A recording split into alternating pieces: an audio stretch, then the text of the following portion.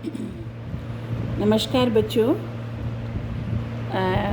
Functions का last video मैंने डाला था आपको और टाइप्स ऑफ फंक्शंस के बारे में बताए थे। विभिन्न फलनों के प्रकार के बारे में मैंने आपको बताया था। और फिर एक्सरसाइज 1.2 के क्वेश्चंस मैंने PDF फॉर्म में भेजे थे आपको। अब उन्हीं को मैं एक्सप्लेन कर रही हूँ और फर्दर समझा रही हूँ ताकि वो आपको और अच्छे से क्लियर हो। लिखना एग्जैक्टली कैसे है वो मैंने आपको भेज दिया है। और जो ये तरीका अगर आपको समझ आता है तो आप इसे फॉलो कर लेंगे। तो 1.2 एक्सरसाइज 1.2 पर हम आ रहे हैं और पहले क्वेश्चन को करते हैं। पहला क्वेश्चन ये कहता है कि फंक्शन f एक फलन है जो r स्टार से मतलब r स्टार नाम का एक समुच्चय है। r स्टार को इन्होंने डिफाइन किया हुआ है कि सभी वास्तविक संख्याओं का समुच्चय सिवाय ज़ीरो के, यानी ज़ीरो के अलावा जितने भी वास्तविक संख्याएं हैं वो डोमेन हैं और वो ही कोडोमेन है। और फंक्शन आपको दिया हुआ है f(x) = 1/x। तब आपको ये बताना है कि ये फलन एकेकी है या नहीं है और आच्छादक है या नहीं है। इनफैक्ट ये एकेकी दिखाना है आपको, शो करना है, और आच्छादक भी आपको शो करना है, बताना है। तो अगर कभी भी किसी फलन को एकेकी सिद्ध करना हो और किस में सिद्ध करना हो, ऐसे डोमेन में जिसमें असंख्य संख्या हो, यानी इनफाइनाइट सेट में, तब हम एक एक संख्याओं को तो नहीं दर्शा सकते। तब हम कहते हैं for all x1 x2 belongs to r star, यानी इसके कोई भी दो मेंबर हमने ले लिए सच दैट, ताकि fx1 बराबर fx2 हो रहा है। यानी x1 x2 ऐसे दो नंबर हैं जिनकी इमेजेस fx1 और fx2 r डैश यानी को डोमेन के मेंबर हैं, यानी रेंज के मेंबर हैं। और ये दोनों संख्याएं एक ही हैं। अगर ऐसा होता है तो आप देखेंगे fx1 की जगह हम लिखेंगे 1/x1, fx2 की जगह 1/x2, और यहाँ से फिर कंक्लूड करेंगे कि x1 = x2। तो यदि उनकी इमेजेस बराबर होती हैं तो वे ऑब्जेक्ट्स भी बराबर होंगे। यानी अगर प्रतिबिंब बराबर होता है तो जो अवयव हैं वे भी बराबर होंगे। तो प्रत्येक वो जो अवयव जिनकी इमेजेस बराबर हैं वे आपस में हर हालत में बराबर आ रहे हैं। तो अगर ऐसा होता है तो ये फलन जो है 1/1 है, यानी एकेकी फलन है।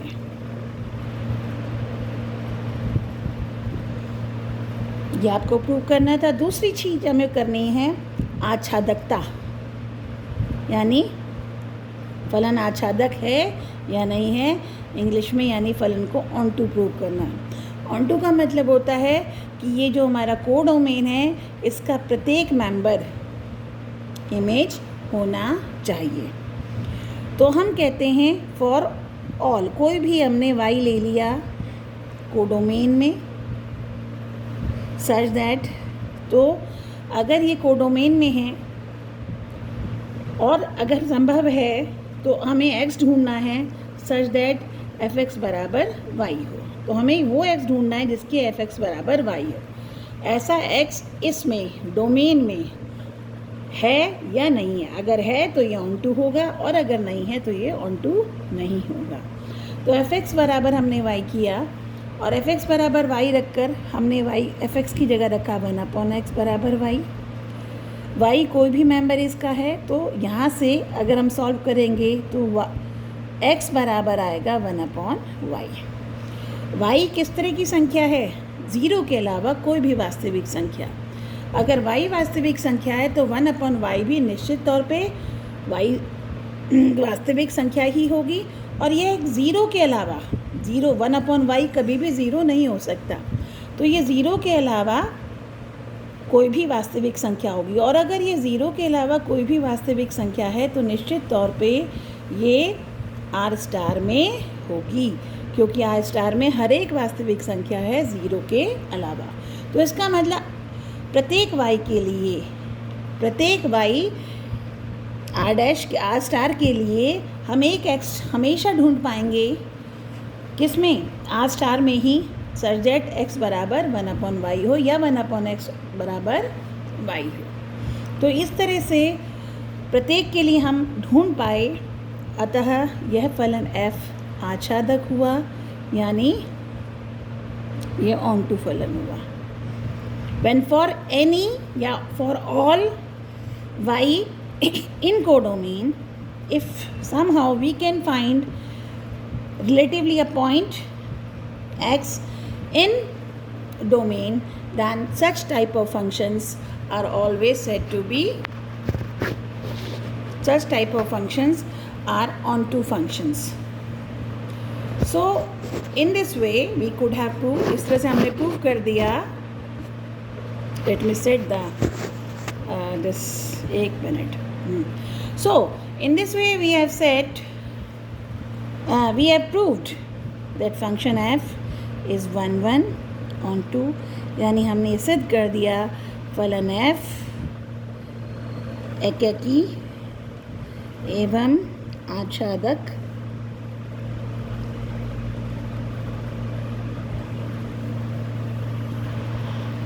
है। इसी में फर्दर कहते हैं, क्या यही रिजल्ट ट्रू रहेगा अगर कोडोमेन को, if domain is replaced by n, यानी यही फलन अब हो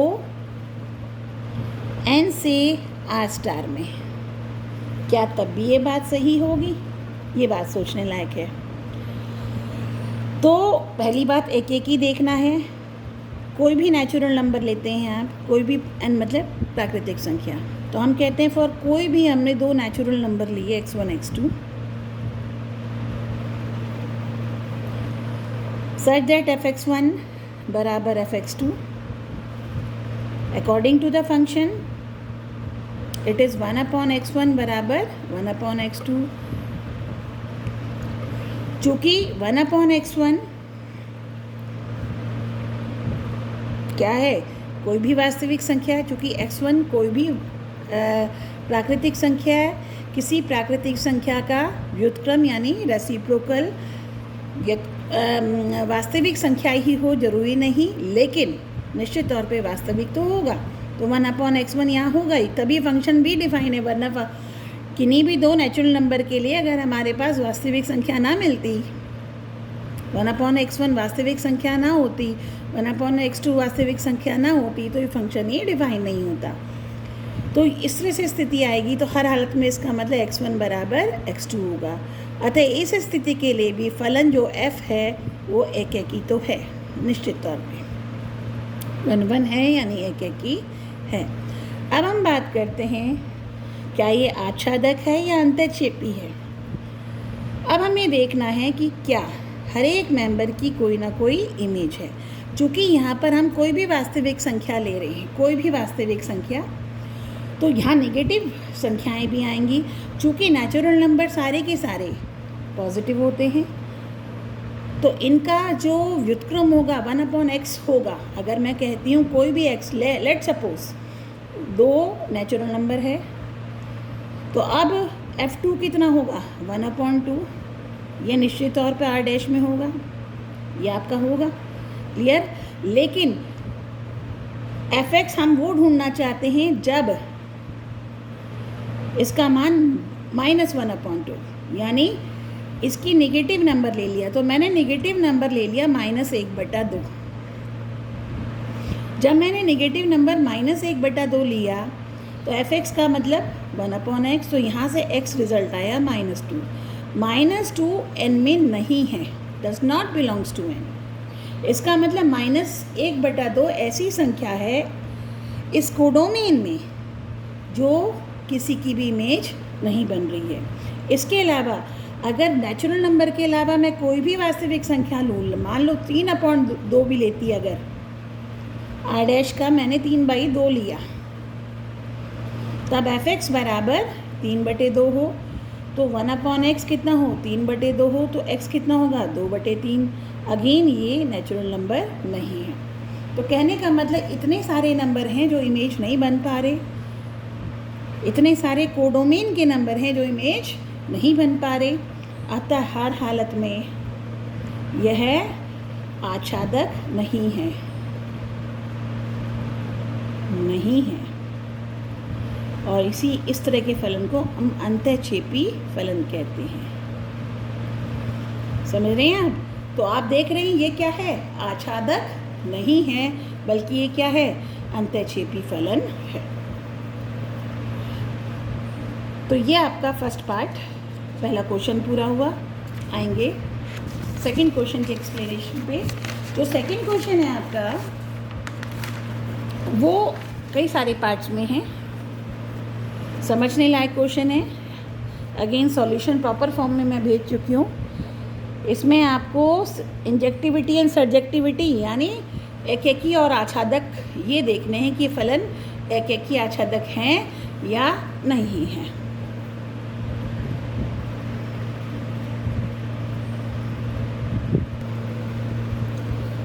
तो प्रश्न नंबर 2 पर आते हैं। पहला पार्ट ये कहता है f एक फलन n से n में है, यानी जो डोमेन है वो भी एक प्राकृतिक संख्याओं का समुच्चय और कोडोमेन भी प्राकृतिक संख्याओं का समुच्चय, f(x) बराबर x²। तो आपको ये बताना है यह फलन एकेकी है या नहीं है, आच्छादक है या नहीं है। तो हम पहले एकेकी के बारे में देखते हैं। हम कहते हैं हम कोई भी दो नेचुरल नंबर्स यानी प्राकृतिक संख्या उठाते हैं सच दैट f(x1) बराबर f(x2)। तो इसका मतलब x1 का वर्ग बराबर x2 का वर्ग। अब अगर ये कोई भी वास्तविक संख्या होती तो यहाँ से दो रिजल्ट निकलते, x1 बराबर x2 और x1 बराबर -x2। पर चूँकि नेचुरल नंबर्स नेगेटिव नहीं होते तो ये चीज़ संभव नहीं है, ये नहीं संभव है, सिर्फ संभव ये है।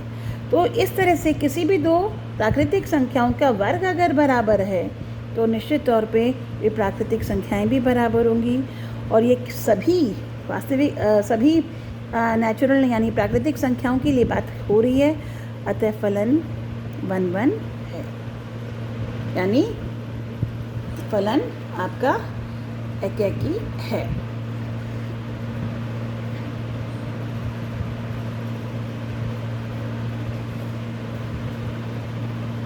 तो इस तरह से ये, अब आप आएंगे आच्छादकता के लिए। हम कहेंगे इसका कोई भी मेंबर हमने y देखा, for all y in n such that x² बराबर y। ठीक है, आप देख रहे हैं। अब x² इक्वल टू y, इसका मतलब x कितना होगा, ±√y। चूँकि x नेचुरल नंबर्स है वो नेगेटिव नहीं होते, तो हम जस्ट ये √y ले रहे हैं। ठीक है, अब यानी जो y का अंडर पूर्ण वर्ग जिसका बनता है वो ही x लिए जाएंगे। इसका मतलब बहुत सारे हमारे ऐसी प्राकृतिक संख्याएं हैं जिसका संपूर्ण अंडर नहीं हो पाता, जैसे √2, √3, यानी का अंडर सॉल्व नहीं हो पाता, यानी जो किसी के कंप्लीट स्क्वायर नहीं होते। तो यहीं से आपको क्लियर हो गया कि ये आच्छादक नहीं है। अब इसको पर्टिकुलरली बताने के लिए ये तरीका भी कर सकते हैं आप। दूसरा तरीका यहाँ से क्लियर हो गया। मैं कहती हूँ कि हमने 2 लिया, प्राकृतिक संख्या 2 ली, यानी डोमेन का मेंबर 2 लिया, तो x² कितना होना चाहिए 2, तो x कितना होना चाहिए √2, और √2 हमारे डोमेन में नहीं है, तो √2 हमारे डोमेन में नहीं है, अतः यह फलन आच्छादक नहीं है।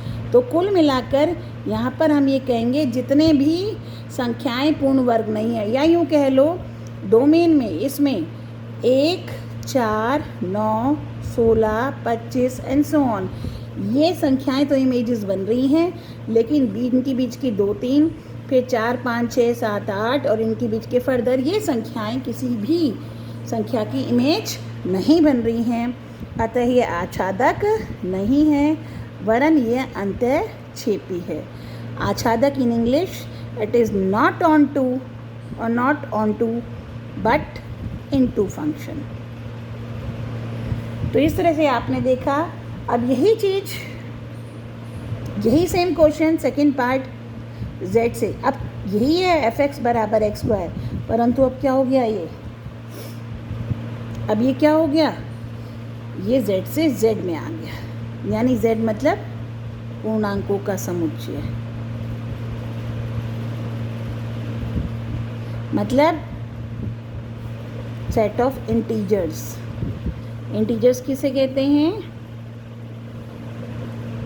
इन्फिनिटी से -3, -2, -1, 0, 1, 2, 3, इस तरह का जो नंबर्स का सेट होता है उन्हें हम इंटीजर्स कहते हैं, पूर्णांक कहते हैं, और उसे z से डिनोट करते हैं। तो ये स्टैंडर्ड है हमारे, इन्हें आपको याद रखना चाहिए।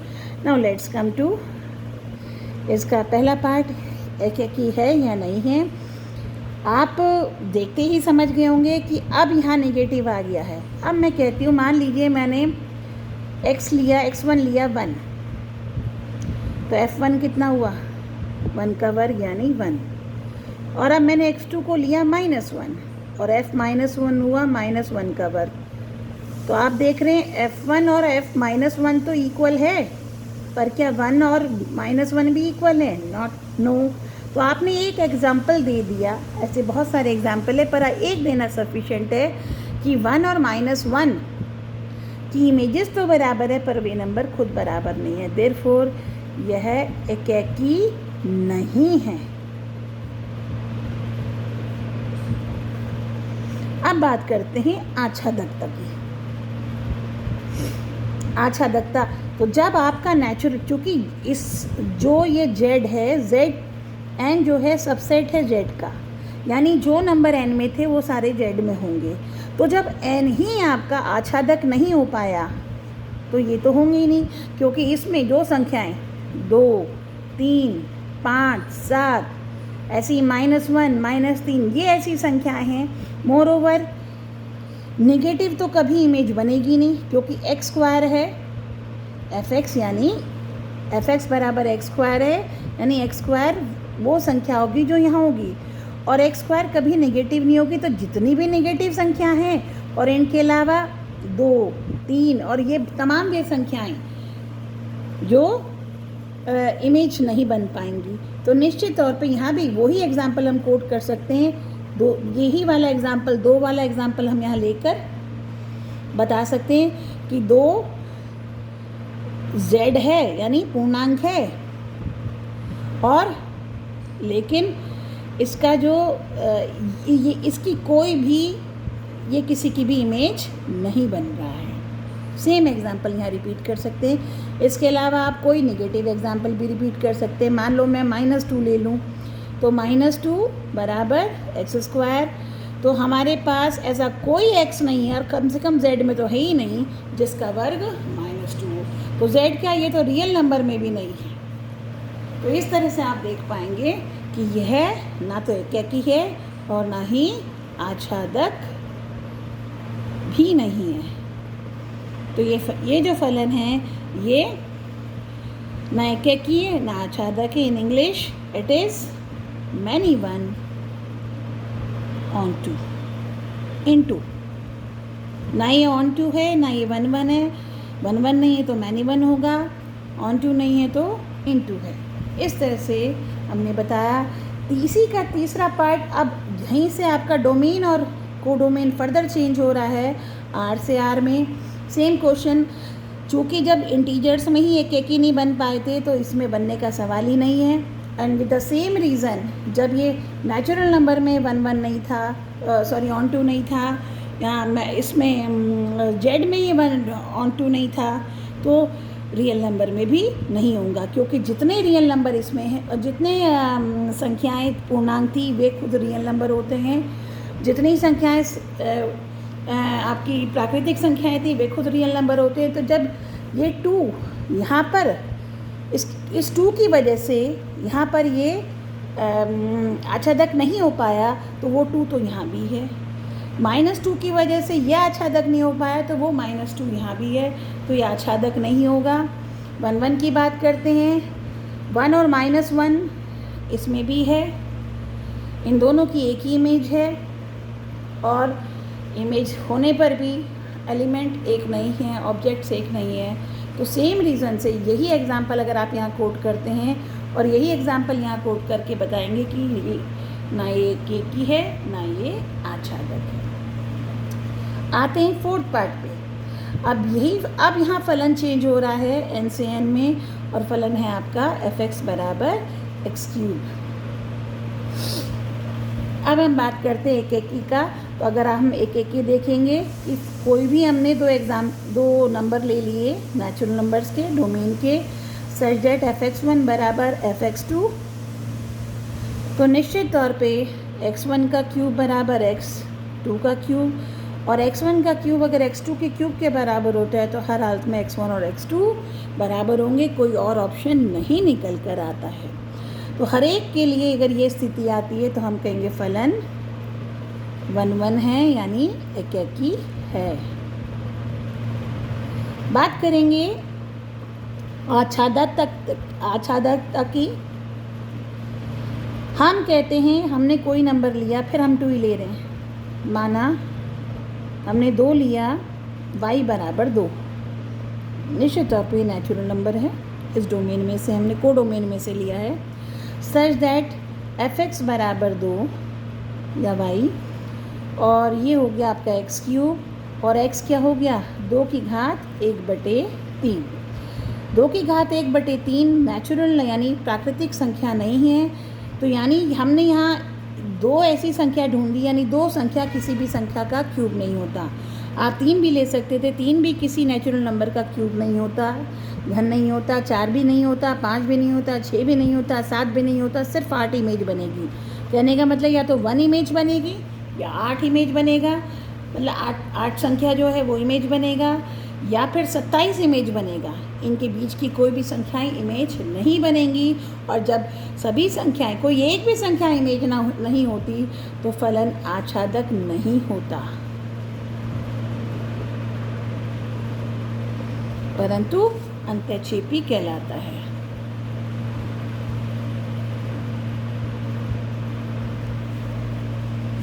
तो ये फलन एकेकी तो है पर आच्छादक नहीं है। अगला ही इसी में इन्होंने फिफ्थ पार्ट जो लिया था वो इन्होंने z से z में लिया था। फलन यही है fx बराबर x³। तो उसी तरह से अब की बार भाई ये कहेंगे for all x1 x2 belongs to z, कोई भी z ले लिया, fx1 बराबर fx2, तो इसका x1 की घात 3 बराबर x2 की घात 3। अगर x1 निगेटिव होता है तो उसका क्यूब भी निगेटिव आएगा, और अगर इसका क्यूब भी निगेटिव है तो हर हालत में x2 भी नेगेटिव होगा। तो कुल मिला यहाँ से कंक्लूजन निकालेंगे कि x1 बराबर x2 होता है, तो ये फलन भी एकेकी है। अर्थात किन्हीं भी 2 संख्याओं की इमेज का क्यूब 1 नहीं होगा। -1 का क्यूब -1 होगा, 1 का क्यूब 1 होगा। तो इसलिए यह फलन एकेकी है,